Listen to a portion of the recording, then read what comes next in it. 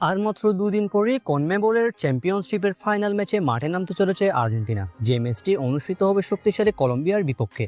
দর্শক, আর্জেন্টিনা বনাম কলম্বিয়ার চ্যাম্পিয়নশিপের এই ফাইনাল ম্যাচটি কবে অনুষ্ঠিত হবে, আপনারা মোবাইলে কিভাবে দেখবেন, এ নিয়ে বিস্তারিত আলোচনা করব আজকের ভিডিওতে।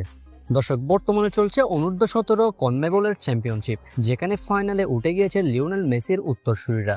তারা দুর্দান্ত ঝলক দেখিয়েছে এই ম্যাচে।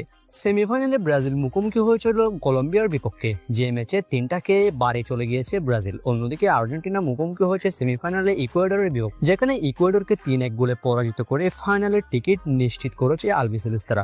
এবার ফাইনালে মুখোমুখি দুই দল, আর্জেন্টিনা এবং কলম্বিয়া, যে ম্যাচটি অনেকটাই হাড্ডাহাড্ডি হতে চলেছে এবার।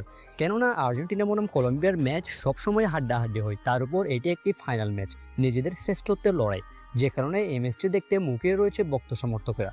দর্শক, চলুন এক নজরে দেখে নেওয়া যে কবে এই ম্যাচটি অনুষ্ঠিত হবে, ম্যাচের সময়সূচি এবং কিভাবে আপনারা দেখবেন।